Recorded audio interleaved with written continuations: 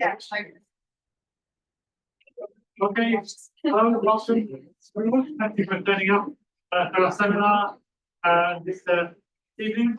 And before I introduce today's speaker, I'll just mention the remaining seminars that we have for the rest of this term. Just a reminder, all these seminars, almost all of them go up onto YouTube as well. So if you go to Oxford Biodiversity Online, you'll find the last 2 years on our seminars. It's an interesting range of things around nature recovery. But just to mention some of the ones that we have for the next few weeks. Next week we have Nicola Ranger talking about reimagining Bretton Woods, placing nature at the heart of global finance and governance. The week after we've got a panel discussion led by Connie McDermott on understanding human-nature relationships. And the week after we have John Payne on the inevitable loss of large mammals in Malaysia, the lessons not learned and pointers for the recovery of the surviving species. And the week after we have a double barrel, both on a Friday. At lunchtime, we're going to have Joe Roman, who is a famous discoverer of the whale carbon pump, talking about eat, poop, and die, how animals make our world.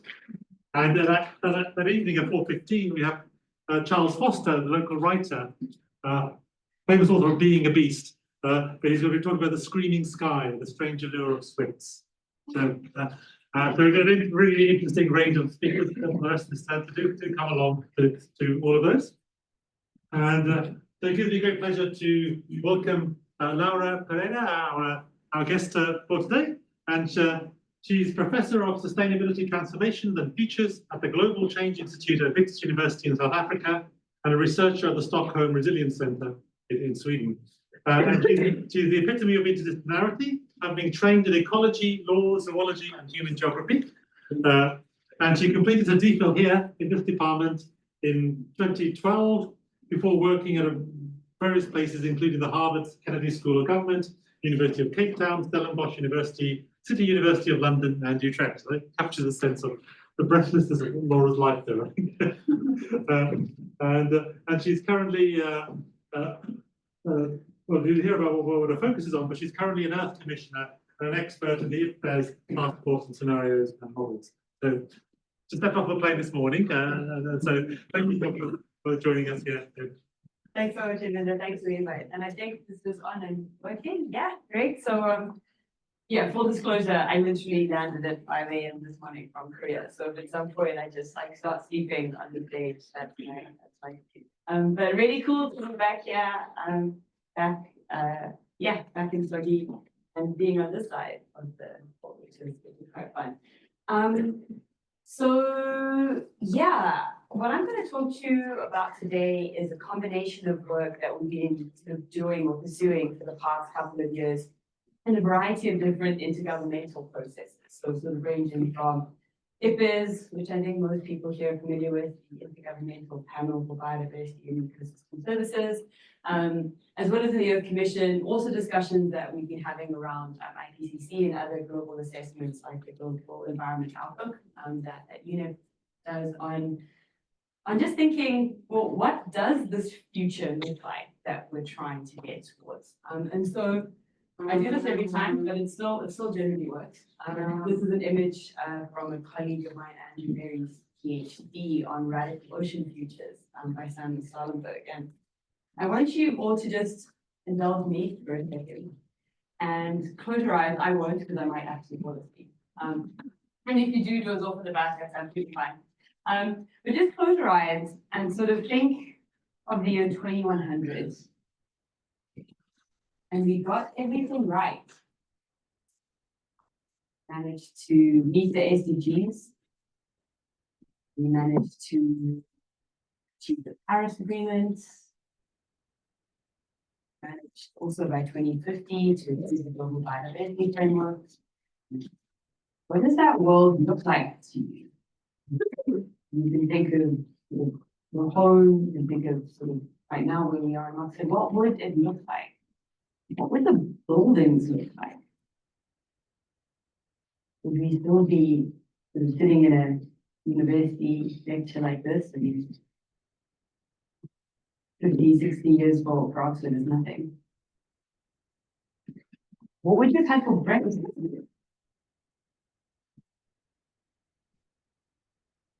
how would you have gotten to work and to school? Would there even be this notion of work, 9 to 5? You walked outside, what would you be hearing? Smelling.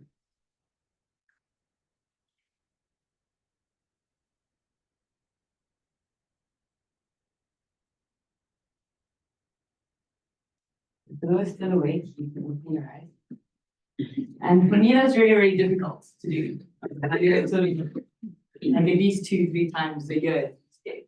And that's because we're surrounded by this, and particularly, I think this week, everyone is sitting in a potentially dystopian, cataclysmic, what are we even doing with our lives? Fires, floods, heat waves, hurricanes, elections, these are the narratives that surround us. And so actually getting into that mental space of getting things right and sort of tangibly appreciating what it looks like is really hard to do. But at the same time, it's probably one of the most important things we do need to do, right? Because otherwise we can't start to orient towards them. And so together with the actual news headlines, the stories we tell ourselves, right, also tend to be quite distorted. It's quite easy. If I told you to come up with a 2100 where we continued business as usual or where everything collapsed, right? I think that would be really easy to imagine, right? You just needed Margaret Atwood sort of meets extrapolations of Mad Max and you probably get it. That's easy for us to imagine. It's the kind of stories that we tell ourselves. It's because we're surrounded by them. And these are important stories. So we do need to know what it looks like. We do need to know what continued trajectories are. But at the same time, we also need to build capacities to actually imagine what sort of transformatively different futures look like. And so coming to one of my favorite science fiction writers, William Gibson, who commented that the futures is already here, it's just unevenly distributed. And it's unevenly distributed both in terms of the good and in terms of the bad. And that's sort of linked to this idea of the Anthropocene. So when we think of good things, technology, well-being, actually most of us living very, very successful sort of lives in general. But then also you're looking at the impacts, right, that we're seeing from climate change, that we're seeing from wars, etc., right? So those unevenly distributed impacts, right? Sort of is a potential sort of forewarning of what could be to come. That's because we're in the age of the Anthropocene. I think everyone here knows what the Anthropocene is. Sort of this epoch, which is not officially classified yet, but I think it's been a useful term to think of sort of humans being the driving force of impact on the planet, or one of the most powerful ones. And it's new, it's turbulent, it's accelerating, right? We think of the great acceleration graph sort of over the past sort of 50 to 150 years. Hyper-connected, COVID taught us anything, right? Definitely taught us that. But also unequal, right? So we're not just looking at a natural resource base, we're also looking at societal configuration. And I think we're all sitting in Oxford geography. We probably have also moved beyond the terms of just the Anthropocene. We've got the Pluthocene, we've got the Capitalocene, there's been the Manocene, I've also heard, sort of this idea of sort of gender politics being taken into account. And these are all just ways of thinking through some of the powerful structures that have organized sort of how we live on Earth as a species. And our need, in the instance of Donna Haraway's idea of the Pluthocene, of these new relations that we need to start to reconfigure or to build up. And so this brings me to some of the sort of the latest sort of science that also sort of explains to us sort of this moment that we're sitting at right now, why we're talking about the need for transformative change. And so I think this is the pointer. No, okay. That's totally fine.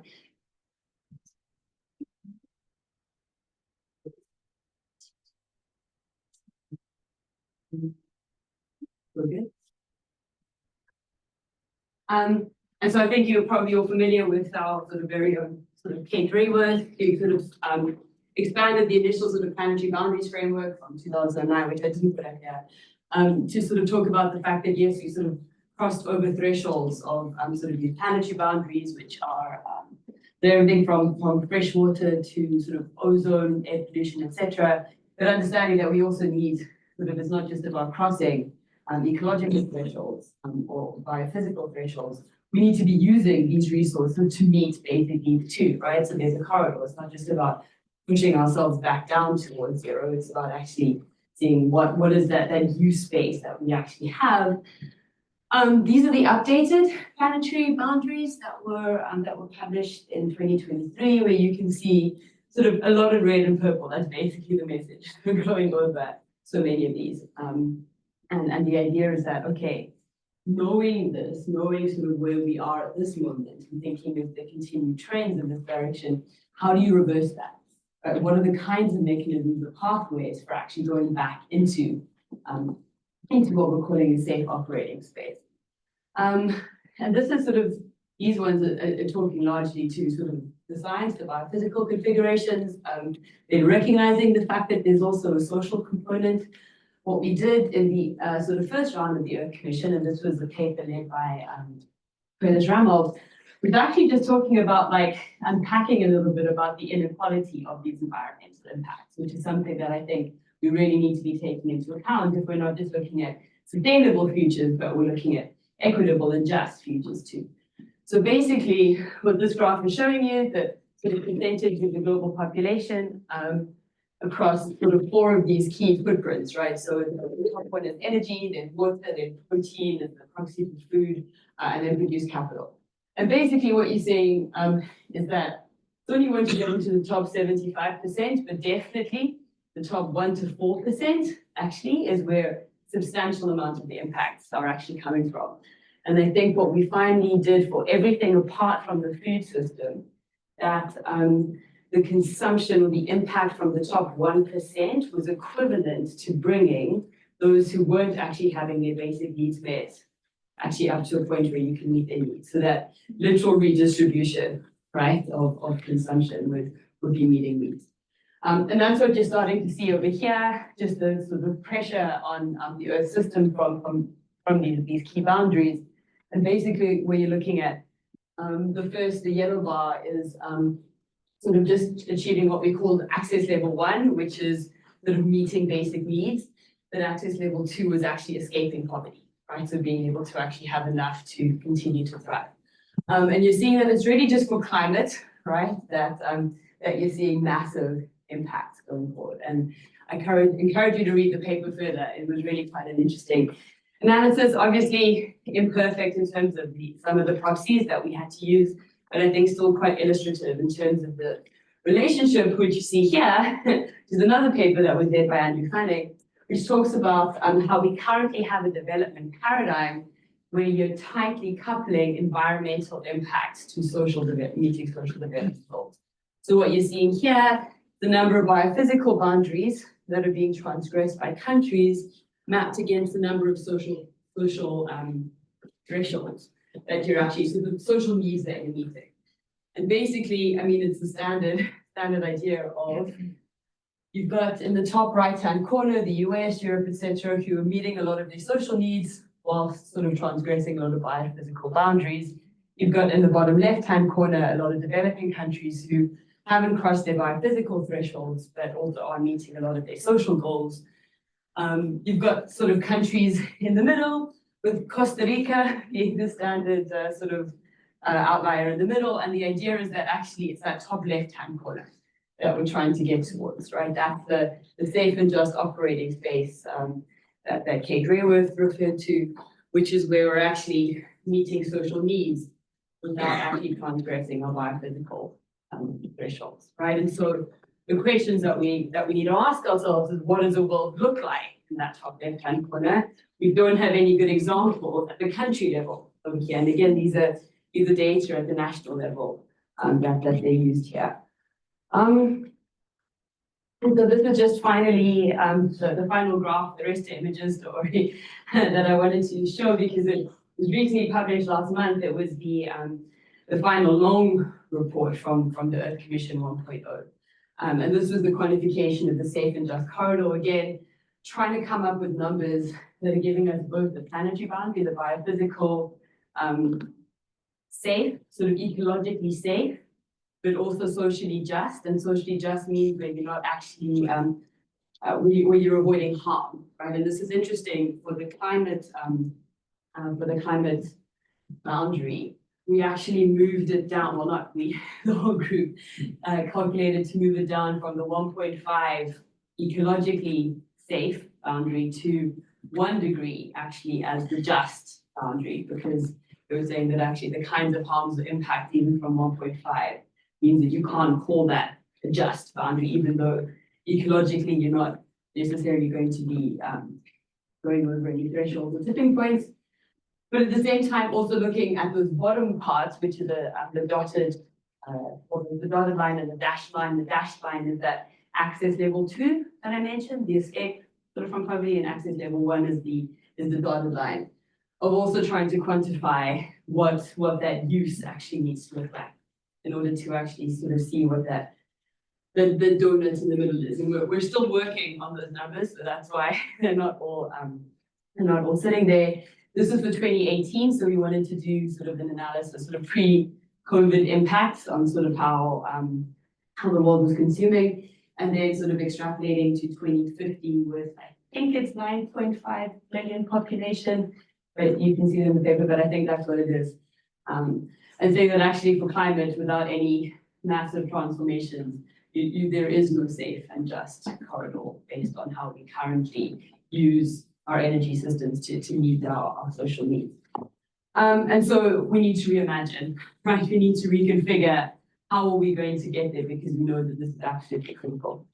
Okay, yeah, this is just a zoomed in, nicer version from the paper, just showing that, yeah, we're trying to move the earth balls, which are currently sitting outside, back into the safe and just space. Okay, so that's what that was all about. Again, the links to the papers are all here, and I'm more than happy to share them afterwards. Okay, so this begs the question, right? That earth sitting in that safe and just, what does that actually look like? All right, when we close our eyes, what does it look like to be in a safe operating space on planet Earth at different points? Anyone have an idea? Let's know. No? So we have for the Convention of Biological Diversity, this vision of 2050 of living in harmony with nature, which is sort of to extrapolate where by 2050 biodiversity is valued, conserved, restored, and wisely used, maintaining ecosystem services, sustaining a healthy planet, and delivering benefits essential for all people. And I'm using the biodiversity framework because we don't have similar aspirational visions for climate. It's even more of a, let's just try and convince everyone to do what we can. But this is pretty powerful, right? You know, a vision of living in harmony with nature. The recent COP in Cali was talking about living in peace with nature, and what that looks like. We have goals, we have targets similar to the SDGs. We sort of know some of the numbers that we're trying to achieve, but what those numbers actually look like when we've achieved them is still kind of hard to grasp, right? And in particular, because there are many different pathways that you can actually take in order to achieve these kinds of endpoints. And I'll show you some of those examples. But for example, when I was mentioning the top 1%, right, of earners being sort of having the equivalent of meeting the needs of those who haven't been met. Redistribution, right? There's one pathway of move it from here, take it there, right? Whether it's financial, whether it's sort of other kinds of asset redistribution, reparations, terms that are coming on, you know, that's one pathway. But there's not necessarily the pathway that a lot of the powerful, those who are actually in charge, are necessarily going to agree with. So there could be other kinds of ways, technologically driven ones tend to be quite a strong sort of advocate from both perspectives. So what that world actually looks like at the end of the day is very dependent on those kinds of actions or the sorts of discourses or paradigms that inform how you actually want to land up. And until we start to have those conversations, we're not going to be able to necessarily agree, or at least agree to disagree on what those pathways are.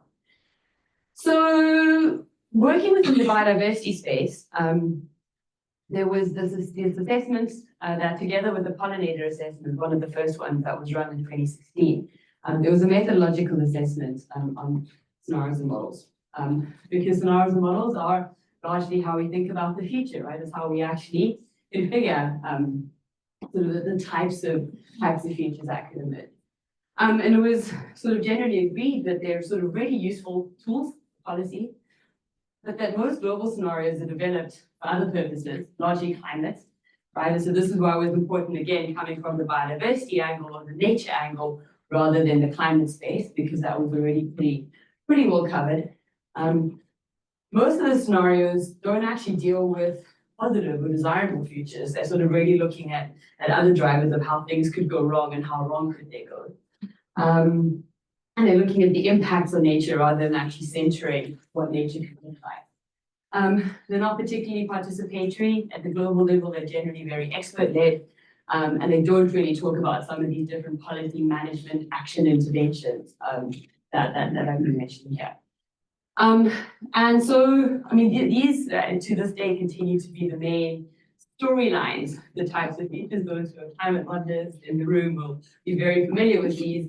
The shared socioeconomic pathways that were published by Brian O'Neill and colleagues in 2017, basically looking at these two drivers, challenges to adaptation, challenges to mitigation, and coming up with these 5 narratives. So there's both the challenges, SSP1, bottom left, you've got fossil fuel, their development, regional rivalry, inequality, and middle of the road. And these are all amazingly quantified. You can sort of run most of your sort of global models against a combination of your RCPs with your SSPs in a matrix. But nature is not anywhere in this, right? And to a certain extent, neither are people. So the sustainability narrative is only sustainable in the context of climate, as in you don't have challenges to mitigation and adaptation. But actually, when you run it for most of the sort of biodiversity, sort of land use models, it's still pretty bad for nature, that sustainability scenario. And similarly, you could probably say that it is low on inequity with sort of strong in technological development, like their particular paradigms of how we're solving the problem that are embedded within this particular narrative. Yeah. So the idea is that, okay, for biodiversity, these are already bad. We need to develop new storylines. What could these talks look like? So as a task force, we sort of embarked on this kind of multi-year participatory process, sort of coming out of the assessment. We ran a participatory process. I can talk to you about running participatory processes at the global level at some point over a drink. It's interesting, but we did it. And then with a lot of expert involvement, we landed up developing what landed up being called the Nature Futures Framework at the national corner. As part of our stakeholder engagement through IPIS, we held a series of online dialogues. Again, this was hitting us sort of during the COVID period.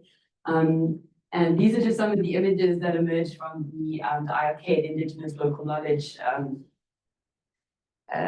engagements with the African regional, the Asia region, and the Americas region. So again, being able to capture visually what you'd never be able to capture from a series of notes, which is really quite interesting. And so putting all of this together, again, in a multi-phase sort of approach, we landed up with going to plenary and actually negotiating the framework with the governments, and they welcomed the framework. It's not an official IPIS framework like the conceptual framework, but it was welcomed.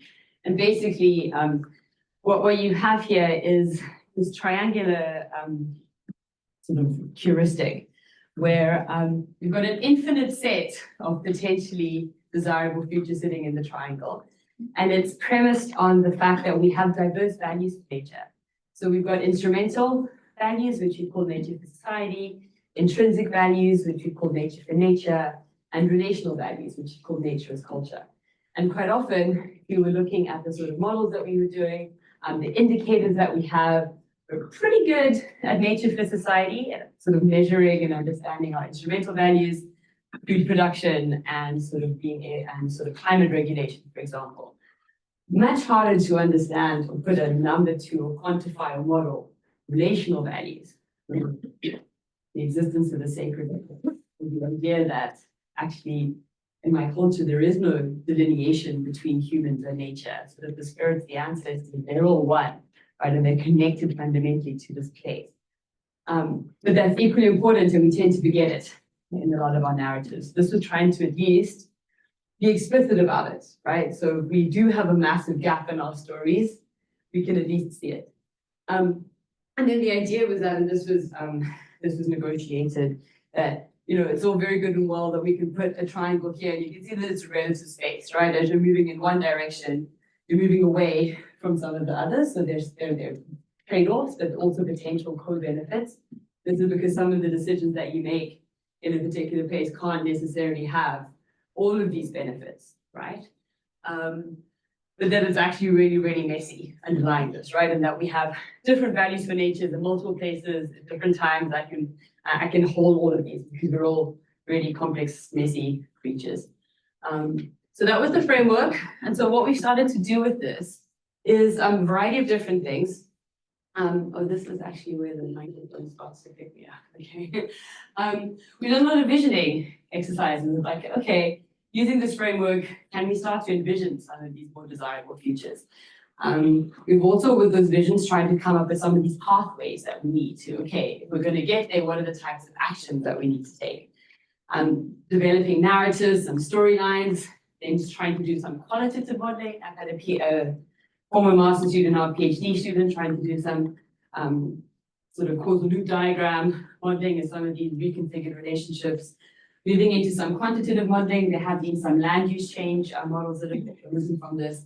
But in particular, and to do the last two, developing indicators of what these pluralistic nature futures actually look like. What is it about these futures that's tangible that we actually need to use to measure success towards what we want to achieve, or when we're not actually doing well on those. So this is just an example of what we did to try and develop some 6 global narratives. So there's the corner of the triangle, but there's also the sides of the triangle, which is the space that I actually kind of like, because you've got to unpack sort of two different value perspectives and kind of navigate them. And so we developed 6 sort of what we call scenario skeletons, the global level, or what some of these extreme edges of the triangle could look like, understanding that there's a plural infinite combination within, right? So if you think of that as multiple pixels. But like, what is that edge space? Like, what is desirable versus what is not desirable? What's sitting outside the triangle? Can we actually start to come up with, like, qualitatively actually understanding what that fuzzy boundary is? And we were talking, wanting to take some of the discussions around transformative change or transformations that have been in the literature. And so one of them, sort of, you can see well, I know this backwards, so I would say the NNNT, but you guys don't know what I'm talking about. But the one is sort of an economics, post-growth versus green growth, right? And these paradigms of these are different ways that our economies can function, right? But you can't have both of them simultaneously. So there's a continuum. The other one was the half Earth versus the whole Earth idea, right? Set aside protected areas, keep people out, versus have a much more combined way of living with nature. And then within the food system, the land sparing versus land sharing, right? Against types of values that you can't do both of these things at the same time. You have to make a choice. You're going to have a continuum, but at some point you're going to have to make that choice. It's going to be informed by a particular value system rather than the fact that this is definitely 100% correct and this is definitely 100% incorrect. And what emerged from all of this is that we need to tell better science stories. That's what the final part of my talk is going to be about. And it's not just me saying it, it's an editorial in Nature saying we need to do it too. That's why I put it up there. And there's sort of 3 ingredients that I'd like to argue for that we need in order to tell better science stories. And the first is an improved imagination, like this quote by Ben Okri that talks about knowledge is empty without imagination, that no civilization ever became great on knowledge alone. That this other point of imagination helps us to transcend conventional thinking. And in particular, it's sort of the place where where stable facts and data can mix in with shifting emotions, memories, and intentions, right? So it's understanding that we're not just data-driven humans, but we have emotions, we have intentions.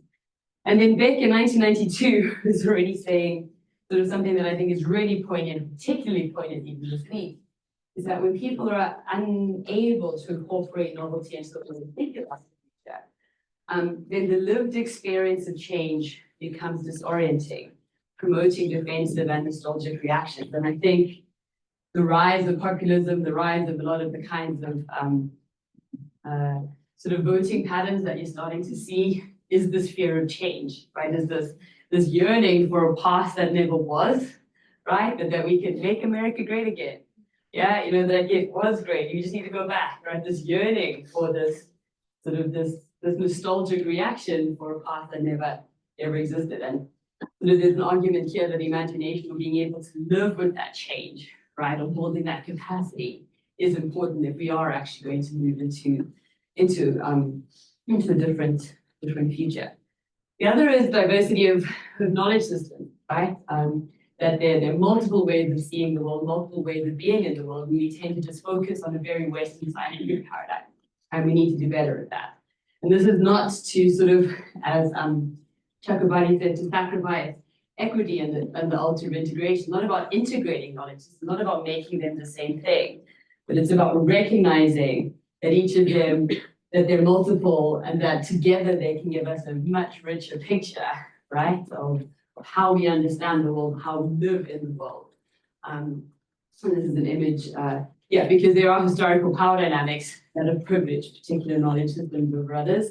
And maybe using those same tools to solve our problems is, you know, the full Einsteinian fool's errand, right? Maybe we need different ways of thinking about the world, of living in the world, if we are actually going to radically transform.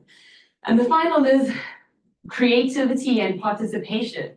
Right? We can't just sit in our ivory towers and come up with these stories of the world that we think everyone should follow.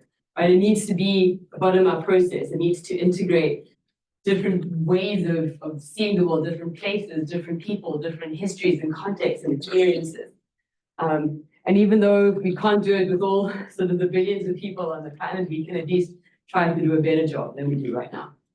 And so the final part is sort of taking some of this into the realm of speculative fiction, of science fiction. And sort of Nnedi Okorafor, one of my favorite authors, talks about science fiction being the only genre that enables African writers to envision a future from our perspective.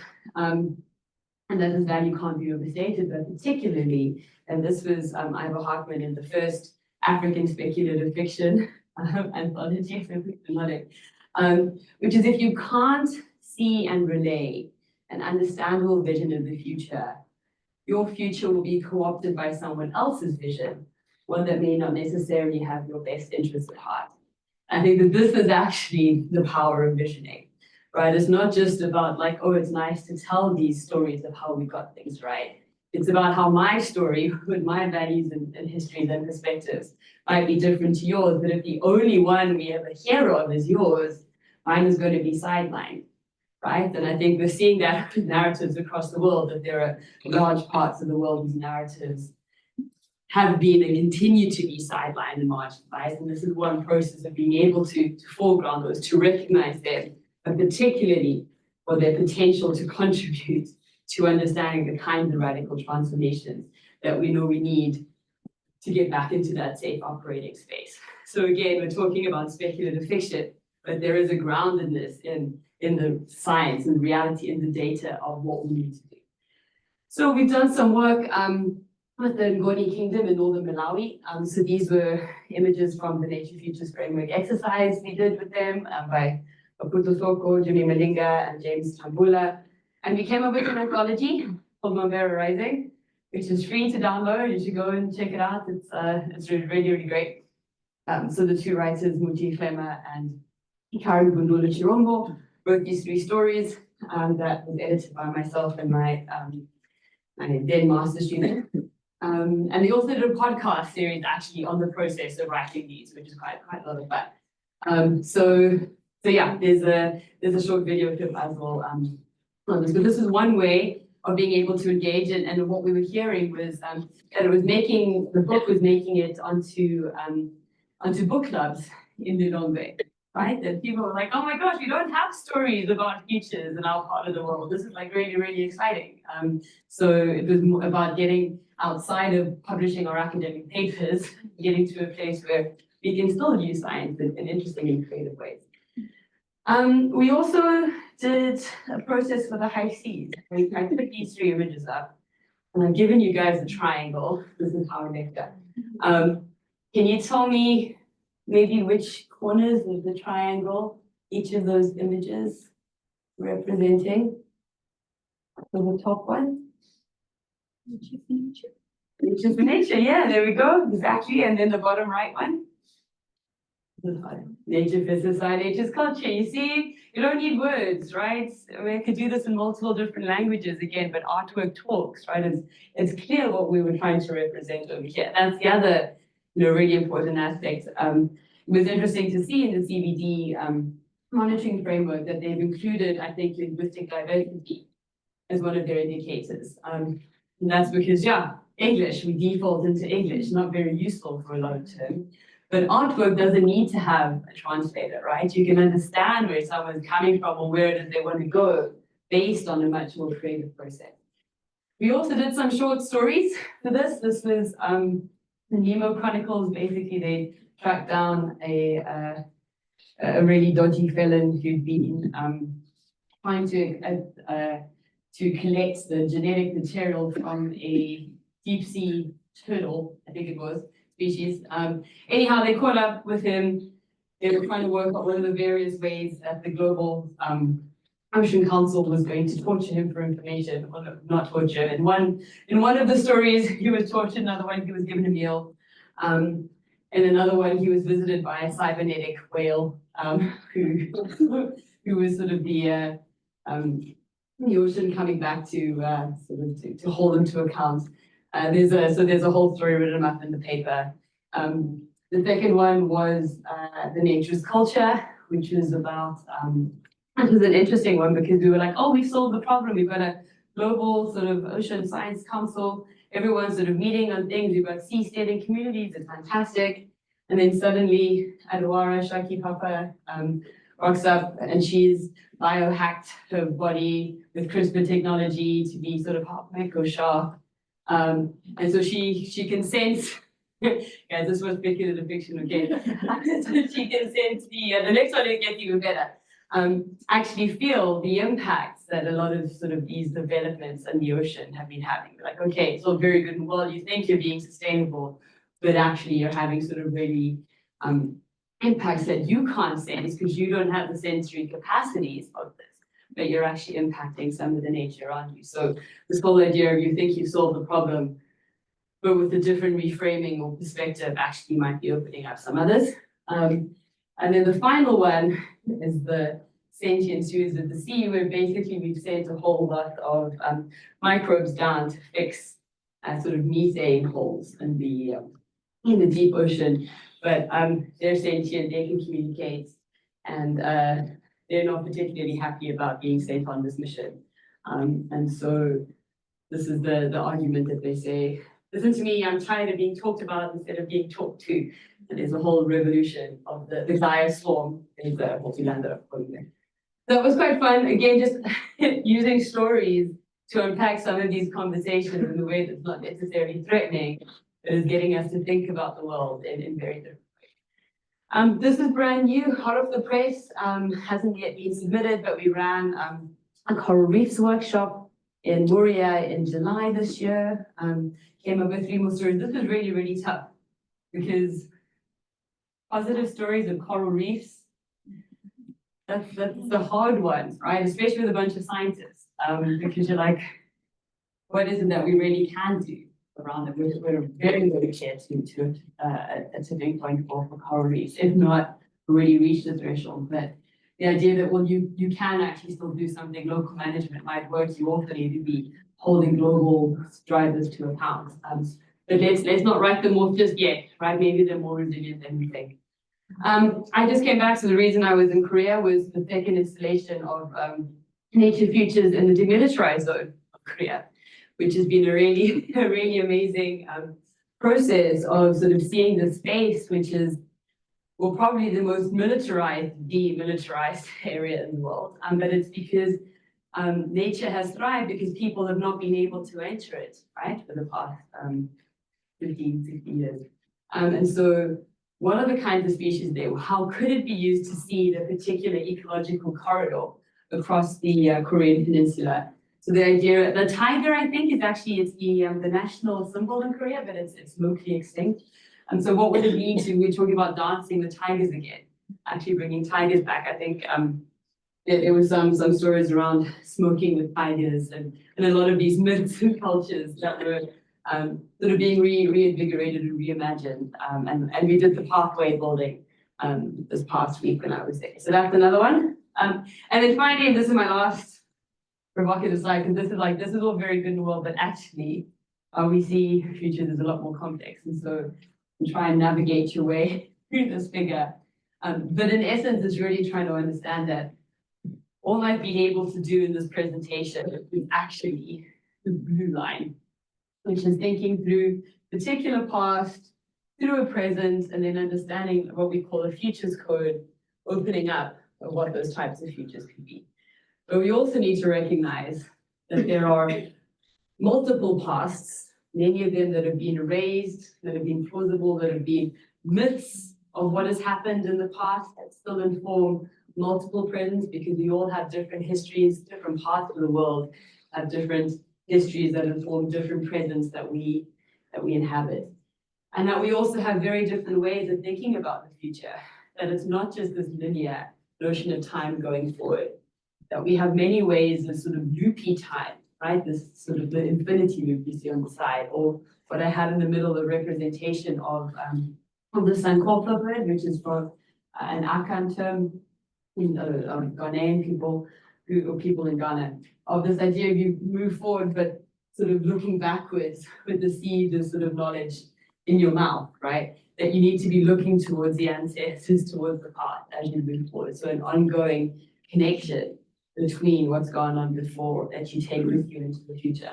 And we still haven't gotten there yet, right? Like I went all the way from sort of coming up and sort of giving you the latest science on sort of the problems we know we're sitting outside these boundaries, we need to go back into them, but we need to get back into them without actually doing it in an equitable way whilst we're still meeting needs. How do we do that? Okay, we can come up with these different stories, we can ask people, we can be imaginative, we can be creative.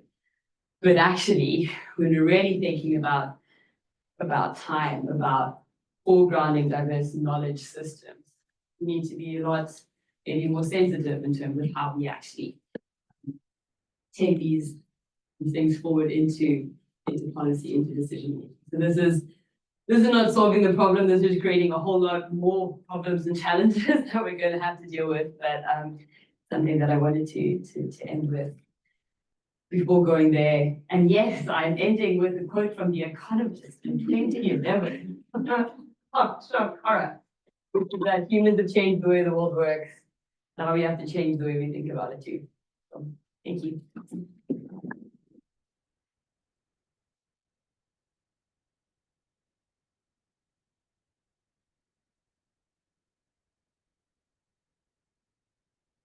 Over to questions. That's terrific. I'll kick off with one. You showed a convincing argument, but if you don't get these voices told, the stories told, other voices take over, dominant voices. Do you find evidence from your work in Malawi or elsewhere that people are changed by having crafted these narratives? What happens to them in terms of their behavior, in terms of how they act in the surrounding environments? So I think, and I've actually got a postdoc at the moment who comes from psychology, who is actually trying to do a much better job of trying to understand what that cognitive change is going through a participatory process. I don't think we've necessarily seen direct different actions from going through this kind of process, but I do know the Nkosi Amukosi actually came and I got some of the books and was like really excited to have some of these stories.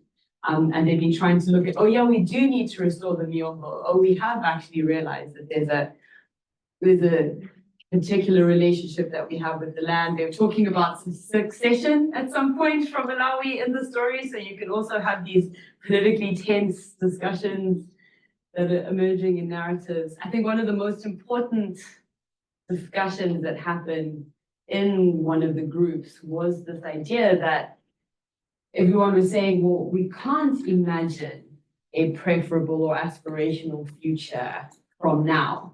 We have to go back to a pre-colonial moment and actually start to sort of offshoot from there. So thinking back to that diagram, like you can't do it from the present, but if we go back, relearning what that looked like, we could then take that forward. So that was just in the process of discussing things, I think really interesting insights that you start with me and these like this. Thank you. Now we can open up as well. Yeah, is there a microphone? How are we doing this, Stephen? If you just speak loudly. There's microphones around. I'll try. Is there any specific methods you use in participatory workshop to sort of unleash imagination? Sure, so there are quite a few that we've worked with. The main combination that we've done is starting with what we call the seeds approach. So things that are happening right now that people think are important but are quite marginal. And then kind of thinking, okay, if this were the dominant way, what would the impacts be and how would those connect? So there is a way to sort of get people thinking in, yeah. So the hardest thing is to get people to stop thinking about the present in the future, right? And so that's a really good way of kind of leapfrogging into sort of, no, this has already been done. I don't care how we did it, but it's not dominant. What are the impacts? And then you backcast from there. Using those characters, so the cybernetic whale and Nemo and the rest were like actual characters that we developed, that we put into the participatory process and said storyboard them. And I don't care if it's really terrifying for you that you have a cybernetic whale, but like deal with it in your story.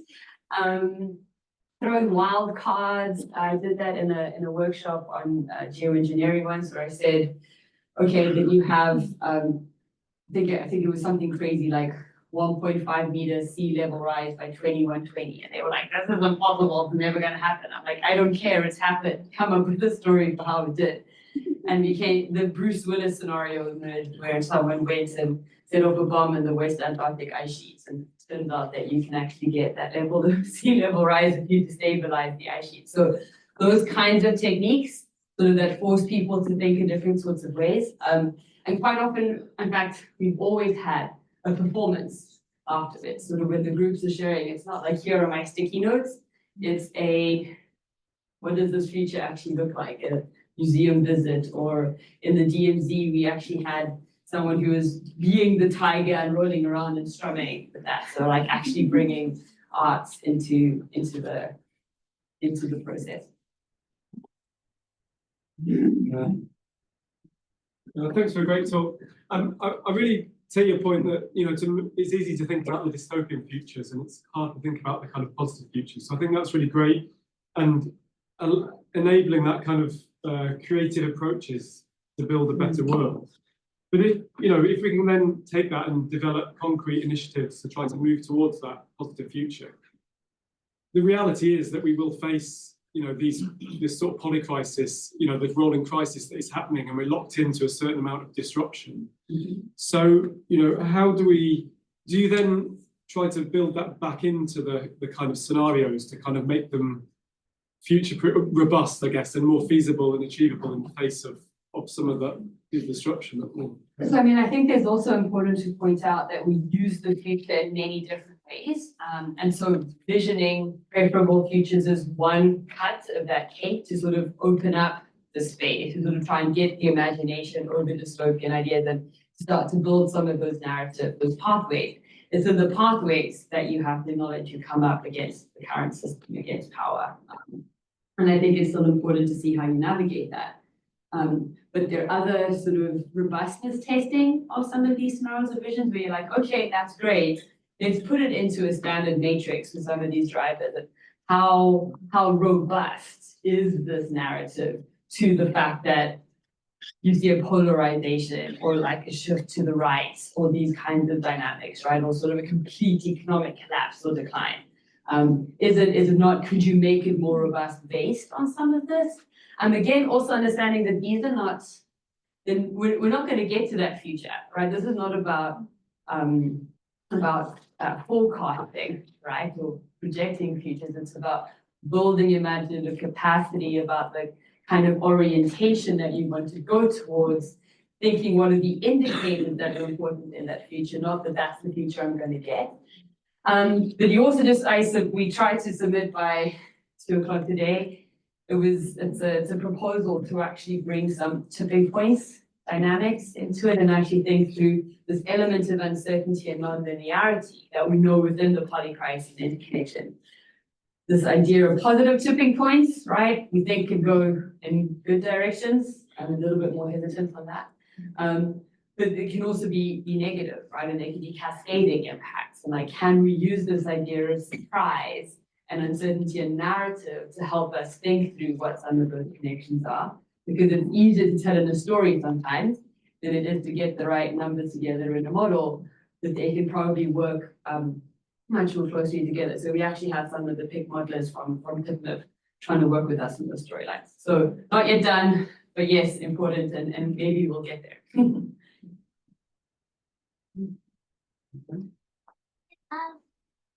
Thanks, Laura. I was thinking about, I want to ask a question about the great triangle. So the nature for nature, nature for society, nature for culture.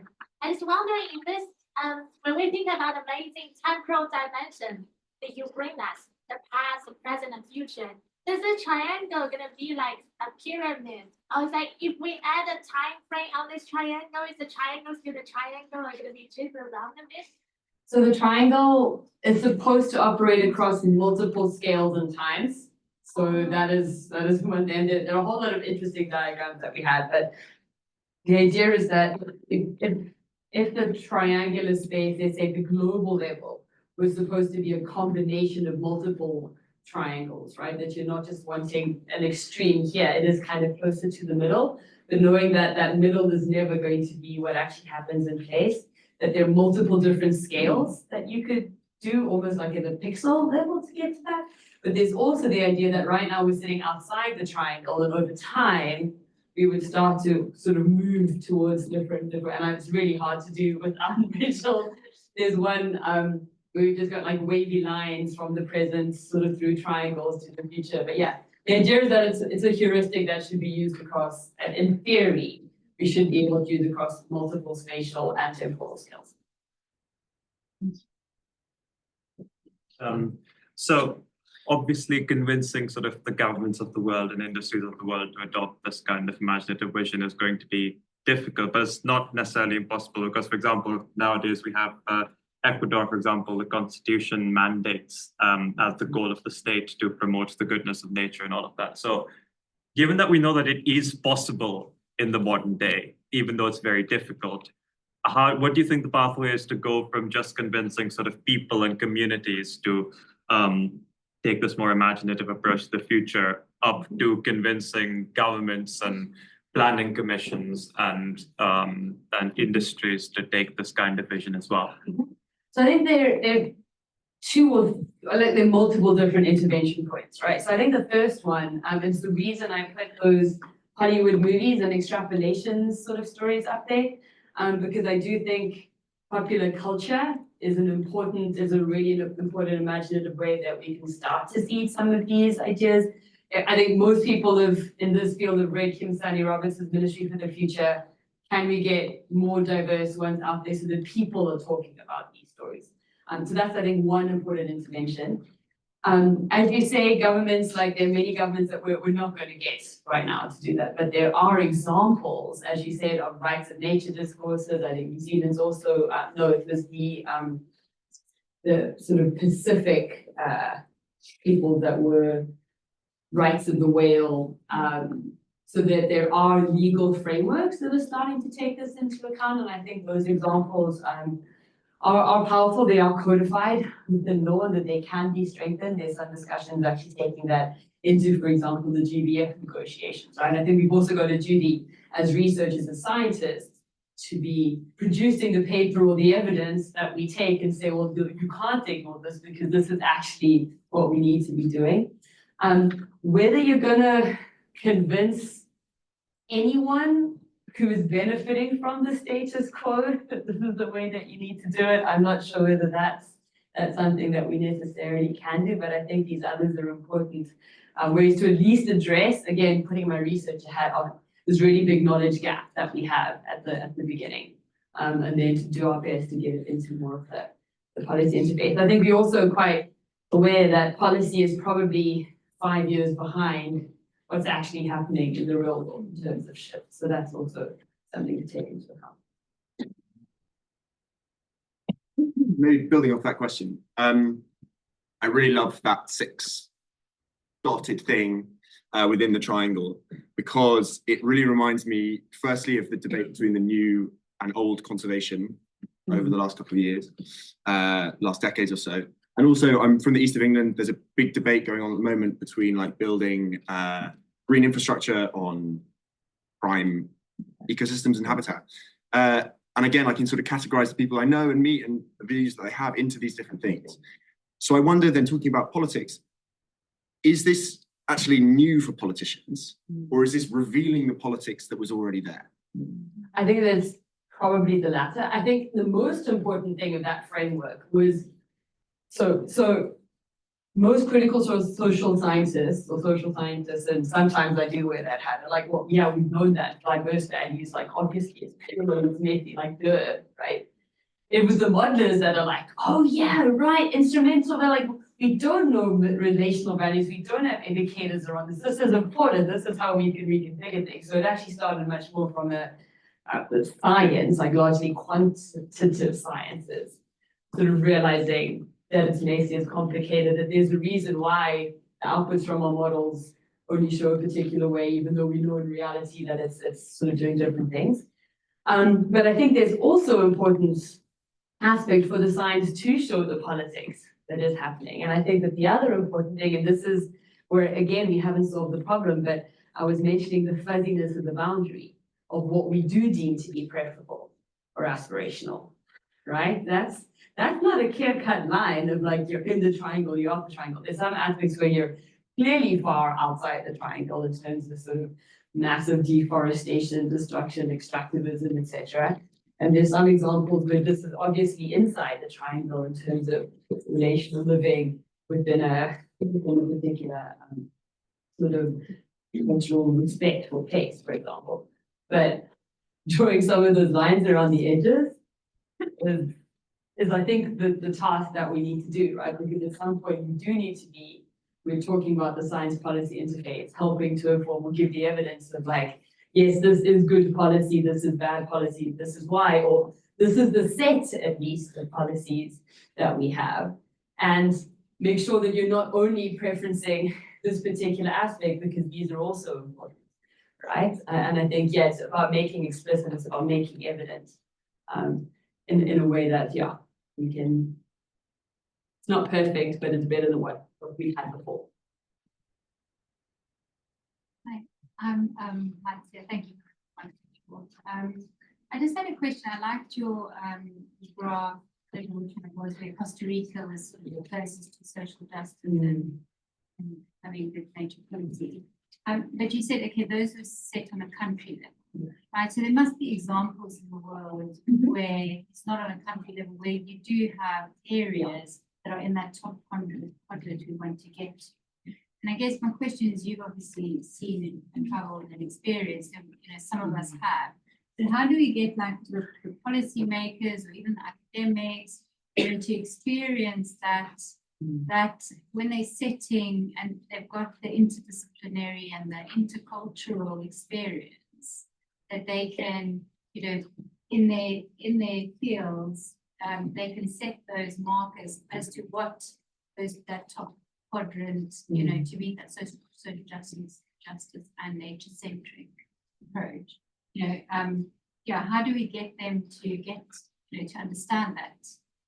So I think two aspects to that. The first is, that participatory approach, the actually bringing people together in place to experience, I think is really important and to learn that way. So maybe some of the stories, the narratives again, can make that cognitive dissonance actually resonate a lot more in terms of what is possible. I think on the other side, it's actually, and I mean, we've been struggling with this in this process with the UN Development Report on, but what are those indicators? So I think the reason that you're not seeing anything in the top left is that how we measure those social sort of indicators is based on exactly sort of these extractivist processes, right? Like it's about GDP, it's about all of these processes of how we look at the economy. And I think that you're going to need to reconfigure some of those factors, and you might actually be seeing some countries shift or move. And again, examples from around the world, definitely there are people and cultures and places. Quite often they would probably still fall short in terms of our standard development metrics, right? And so I think that it really is about, yeah, the shift is, you know, a lot of these narratives are like, what does a well-being economy look like? Some of these post-growth configurations. And I think we need to do a lot of work in terms of measuring what that success actually looks like. Again, when we're looking at that safe and just, what is that, well, safe operating space, what is that baseline level that we need to be achieving? And what are those numbers? It'd be nice to know that we don't have to imagine that there are places in the world think that so. exist.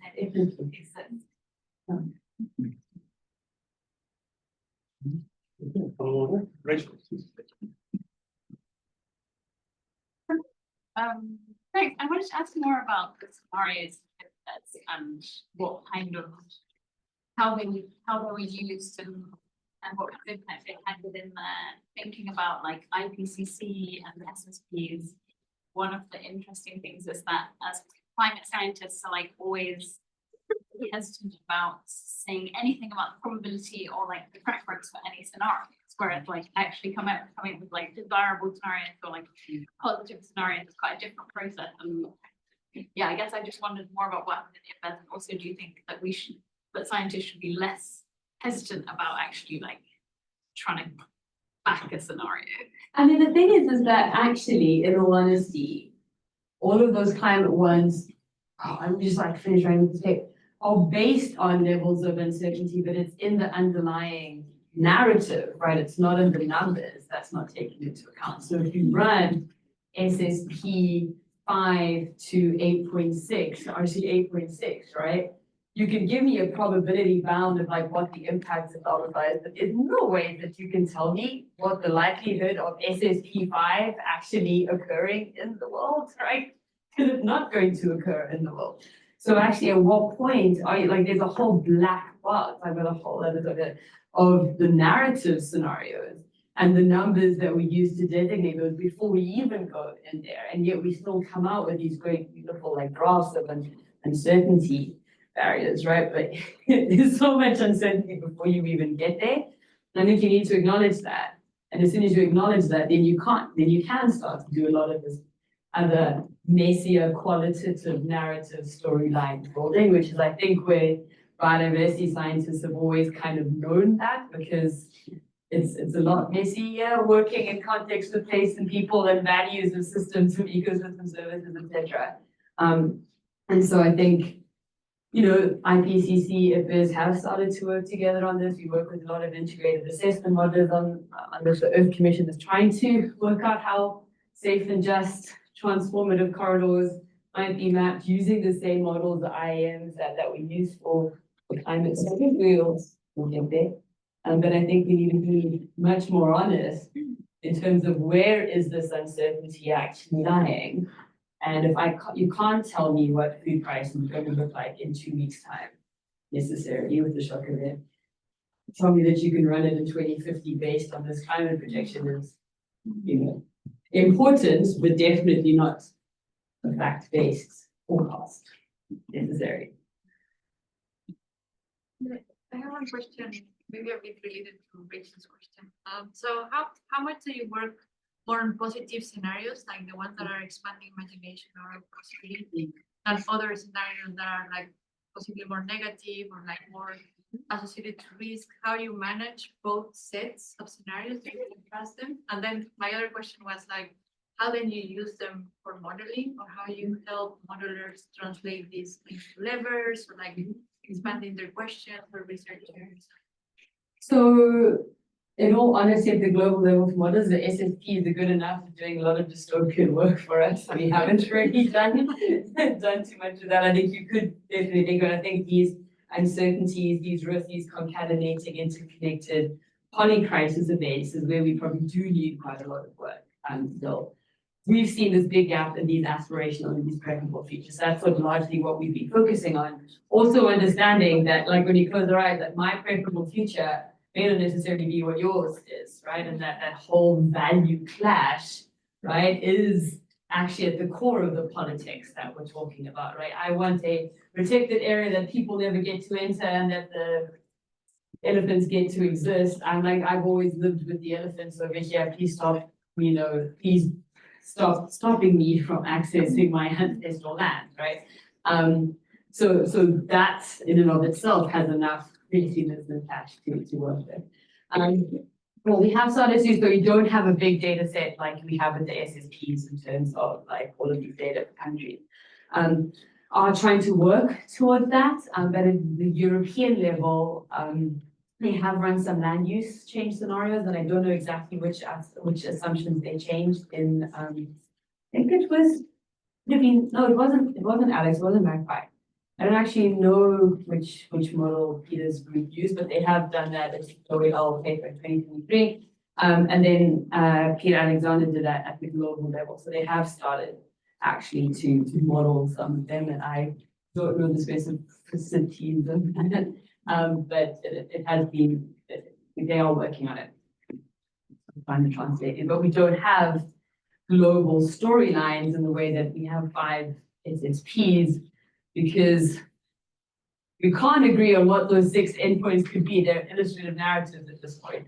So to do it officially under FNs has also been quite difficult. So now, as of this month, the community of practice, we are sort of trying to establish, get everyone to work on this in their own way.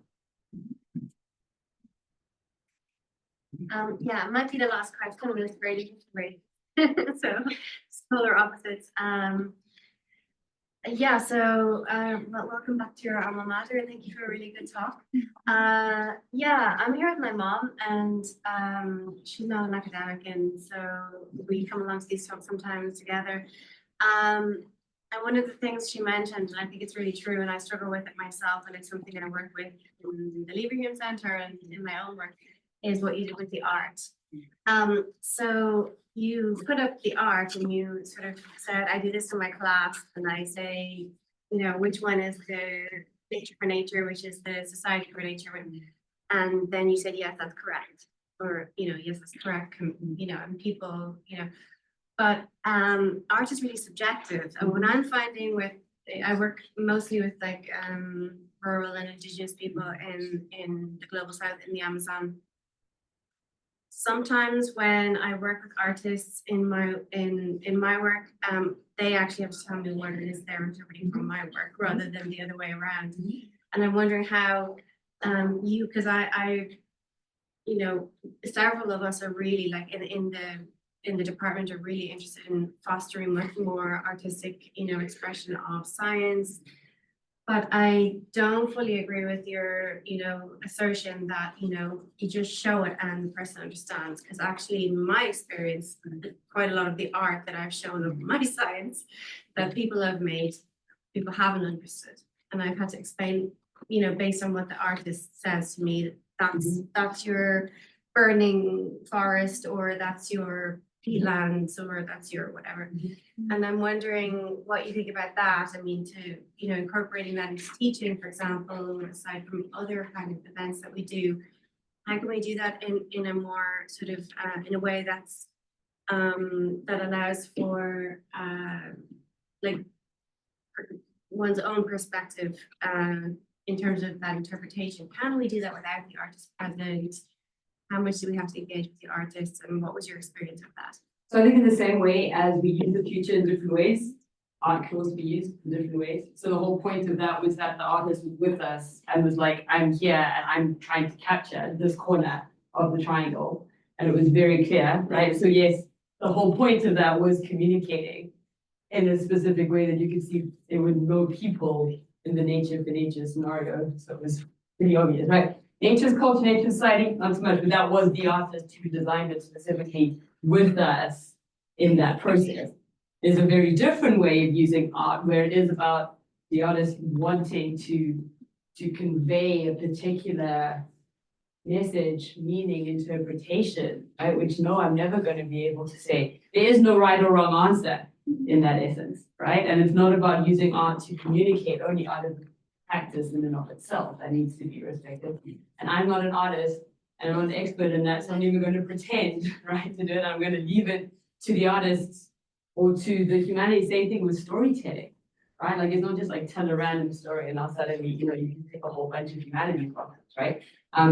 There's been work that's also been done with music, right? So I think that in this instance, it was designed specifically for that particular way of conveying the triangle. But I mean, if you look at some of the other art, that, for example, Simon, well, yeah, that's about the triangle. They were in different points in the triangle, but you're never going to be able to tell which one is which, right? Because you're not supposed to, because it was actually really messy and complicated. Each of the different groups had a different discussion that was coming out. So that was not the point of that art, but it's about, you can see in the images the kinds of discussions or the emotions or sort of what was being aspired towards in that without actually sort of designating specific aspects of it, right? And similar with, that was AI. Yeah, those are also different. So they were inspired by the triangle, right? But the ultimate stories that emerge, I mean, that's just conveying things in very, very different ways, right? But I don't know, I look at, especially her, I'm pretty intrigued, right? I want to read that story. I'm like, there's something underlying that's tagging to me, not in a cognitive scientific graph way, but in a what is happening, right? And I think that's also the beauty of art. It gets to those emotional, creative aspects of us, right? Not just using it to communicate, but the instance that I showed it was specifically designed to do that. We worked with the artist who was in the process with it. But actually, how we got to it was, I think I showed this one. That was Clay Creative, Kim Homewood, who actually did the art for the high seas. And this was a whole process of, there was, yeah, with the transformative change where we like created this thing and it emerged around us, and then we painted Guillermo with like black oil that was the presence of the, yeah, it was all sorts of really interesting, like active creative processes that if I showed you the photos, the pictures, everyone would be like, I have zero idea what's going on. Why are you showing me this? But it was a really important process for the people in the workshop to go through to then land up with those three images that we saw. So again, understanding that there's a process that gets there that is equally important. I think we will wrap up now. That's fantastic. Thank you for a fantastic, inspirational.